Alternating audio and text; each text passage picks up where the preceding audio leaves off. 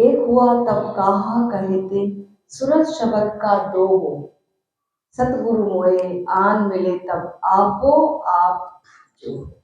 जब भीतर हम जाते हैं, जब भीतर का ज्ञान होता है, जब अद्वैत प्रतीत होता है, बाहर भाषा है और भाषा ही हमें तोड़ती है, और जब हम भीतर जाते हैं वहां मौन है। जब तक भाषा चलती है भीतर नहीं जाते, जब भाषा छूट जाती है तब हम भीतर जाते हैं। और वहां ऐसा देखना नहीं होता कि मैं आपको देख रही हूं, देखने वाला अलग है, दृश्य अलग है। वहां देखने वाला ही स्वयं को देख रहा है। दृष्टा और दृश्य दो नहीं है वहां पर। वहां ये इंद्रियों के माध्यम से मैं देख रही हूं, आंख के माध्यम से, वहां माध्यम की जरूरत नहीं है, डायरेक्ट नॉलेज। हम स्वयं ही स्वयं का अनुभव करते, तो क्या कहें और किससे कहें? वहां दो है, कहने को किसको कहें? और दूसरी बात ये, जो कहेंगे, जिनसे कहेंगे, वो तो द्वैत की भाषा में जी रहे हैं। उनसे हमारी भाषा का क्या ताल्लुकात? हम कुछ कहेंगे वो समझेंगे कुछ। ऐसी अवस्था में मौन, क्योंकि सत्य को शब्दों में बांधा ही नहीं जा सकता, और संसार की अनुभूतियों तक को हम शब्द में नहीं बांध सकते। आपको किसी से प्रेम है, ये ऐसा प्रेम नहीं आई लव यू कह दिया, नहीं नहीं, जो प्रेम की भावना है, जो फीलिंग है, क्या ये शब्दों में बांधी जा सकती है? वो तो बिना प्रेम के भी आई लव यू कह दोगे, लेकिन भीतर जो प्रेम का भाव है उसको क्या बांध सकते हो? कितना है प्रेम, कोई कहेगा कि बता सकते हो क्या? उसको नहीं बताया जा सकता, वहां शब्द नहीं है।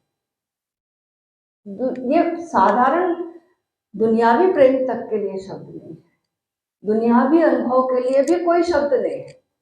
मैं पीला रंग जो महसूस करती हूँ, हो सकता है आप कलर ब्लाइंड हो, मैं कहूंगी पीला रंग, आप कैसे समझोगे? या आप कह रहे हो हरा रंग, मेरे पास मैं कलर ब्लाइंड हूँ उसके लिए, तो मुझे समझ में नहीं आने वाली है बात। तो ज्ञानी, कुछ ज्ञानी है जो चुप मौन रह जाते हैं, और कुछ हैं जो कि करुणावश हमारे लिए हमारे तल पर उतरते हैं और हमारी भाषा में अभिव्यक्त करने की कोशिश करते हैं, लेकिन हम हमारी भाषा ही में कुछ और का कुछ और समझ जाते हैं। कभी संतों की बातों को शब्दों के माध्यम से हम नहीं समझ पाते।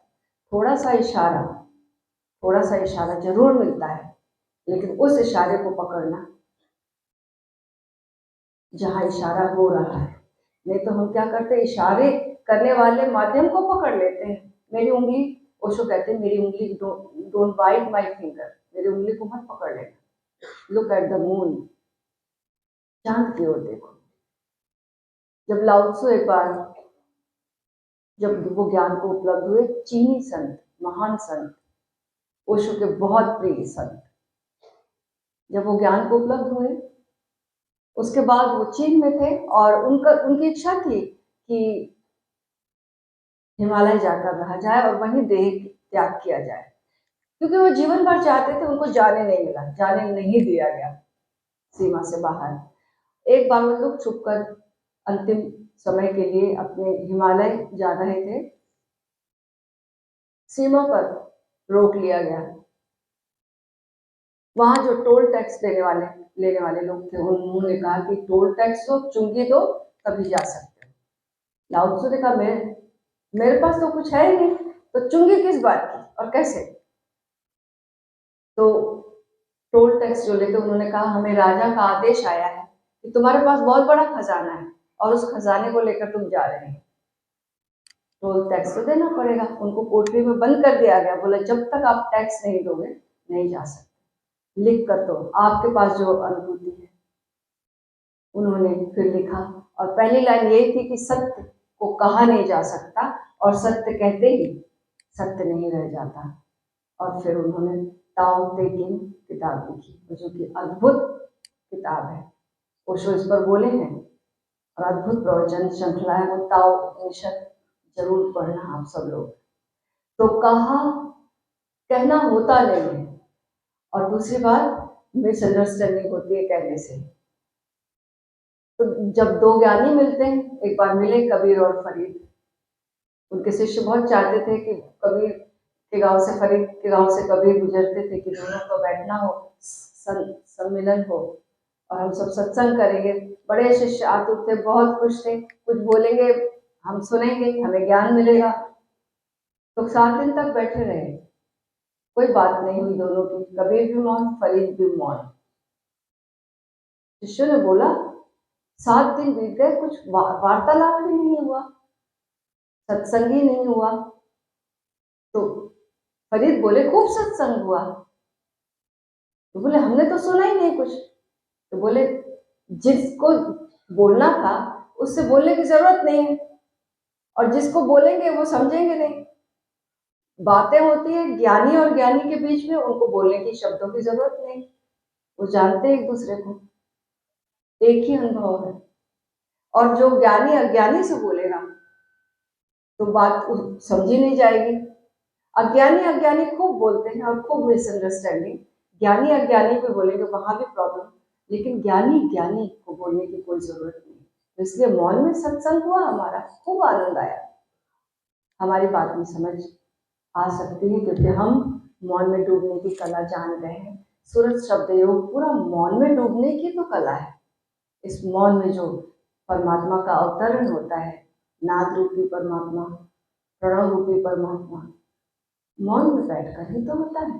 तो मैं मौन में बैठने की पूरा जो राज है वो सूरज शब्द योग बताता है। एक हुआ तब कहा कहे ते सूरज शब्द का दो हो, सतगुरु मोए आन मिले तब आप आपो आप जोड़।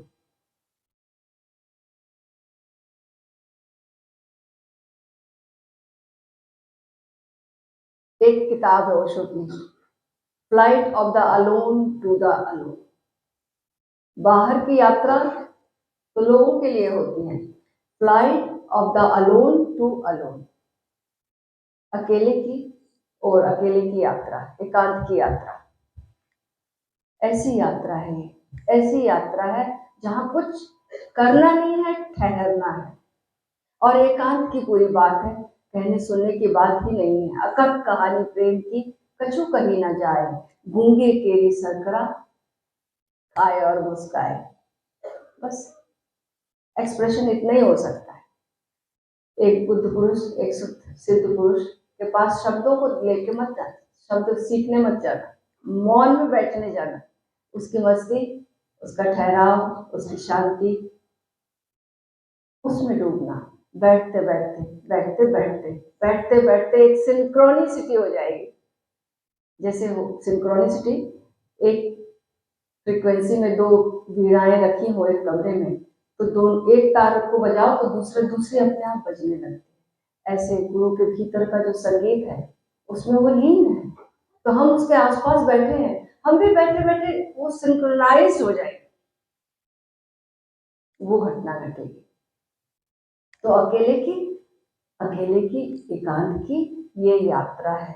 बाहर अनेक है, भीतर एकांत है। बाहर बात भाषा है, बातचीत करो।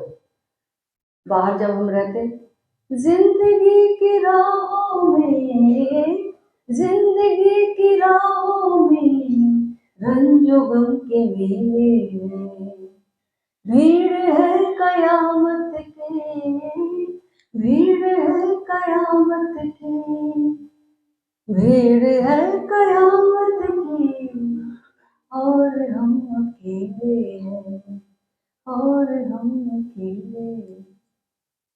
बाहर अकेलापन तब लगता है, भीड़ लगती है, और जो अकेलापन है वो अकेलापन लगता है, दुखदाई लगता है जब, लेकिन जब हम भीतर जाते हैं, आईने के 100 टुकड़े करके हमने देखे हैं,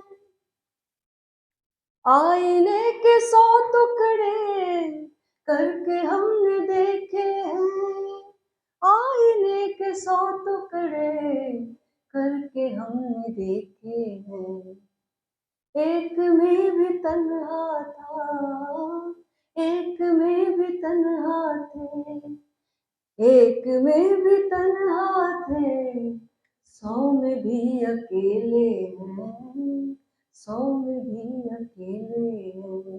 फिर जब साधना करते हैं, बाहर का अकेलापन खलता है, भीतर जाते हैं, वो भीतर एकांत बन जाता है। वहां अब दो है ही नहीं, वो एकांत रसदाई है, आनंदपूर्ण है, उसमें मजा आने लगता है। बाहर अकेलापन, भीतर एकांत, वहां कोई भाषा की जरूरत नहीं, वहां जाकर सब मौन हो जाते हैं। लेकिन फिर भी तो कहना है, समझाना है, लोगों को अपनी बात बतानी है, तो कहने के सबने अलग अलग तरीके खोजे। कहने में और सुनने में और मिलन में बाधा क्या है?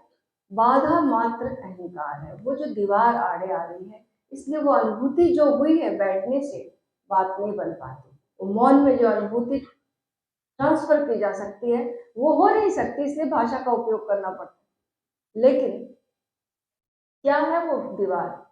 सिर्फ अहंकार की दीवार। अहंकार ही एकमात्र बाधा है जो परमात्मा से मिलने में, गुरु के सम्मुख बैठने में, गुरु के साथ कम्युनियन में बाधा है। कम्युनियन में बाधा।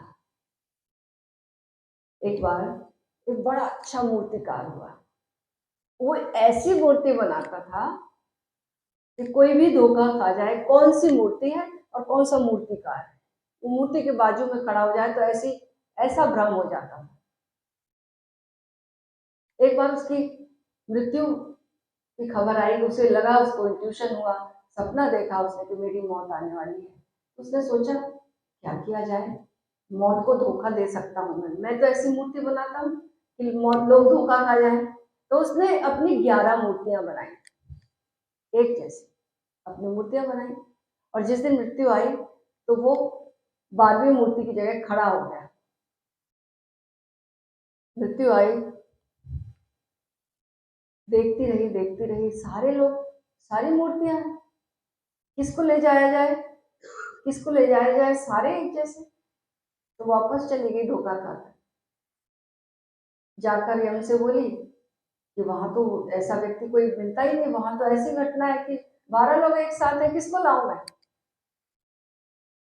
तो यम ने टेक्निक दी कि जाकर ये करना। वापस आई मृत्यु और उसने आकर खूब अच्छे से एक एक मूर्ति को देखा और बोला, मूर्तियां तो अच्छी हैं लेकिन कुछ भूल रह गई है। मूर्तिकार तुरंत बोल पड़ा, कौन सी भूल रह गई? उसने बोला, यही भूल कि तुम भूल नहीं सकते कि तुमने बनाई है, यही भूल कि तुम भूल नहीं सकते कि तुम मैं हूं, यही भूल रह गई। बोल पड़ा, पकड़ में आ गया।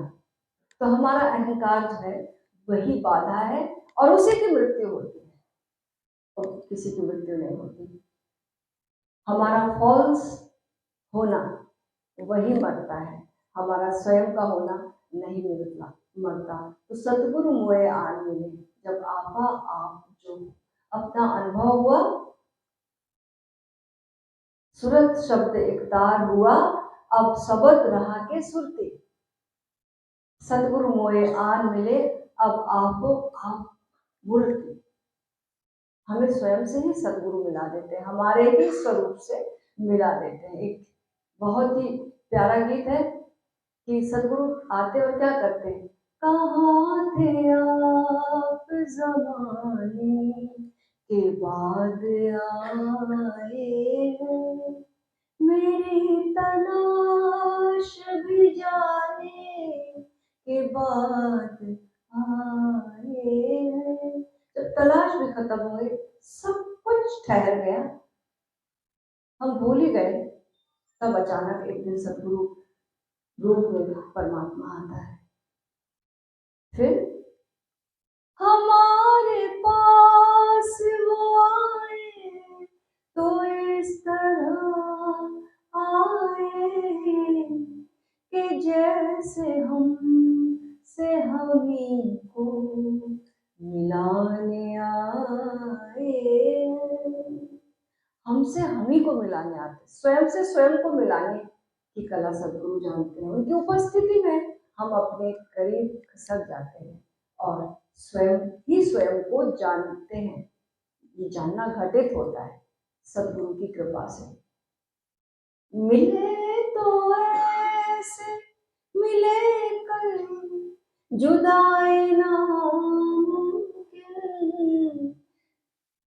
मेरे ही दिल में समाए थे, याद आए।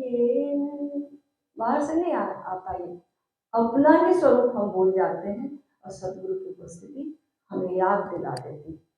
आपो आप मूर्ति सदगुरु की सत्संग करते करते, उसके निकट बैठते बैठते, उसकी साधना में डूबते डूबते हमारे भीतर भी एक दिन उद्घोष हो जाता है, मैं खाना वहदत में साकी की इनायत से पीते ही पुकार उठा, जो तू है वही मैं। ये अनुभव हो जाता है। दो नहीं बजते, सिर्फ एक, और एक भी नहीं कहा जाता, वो उस अनुभव को अद्वैत का अनुभव कहते हैं।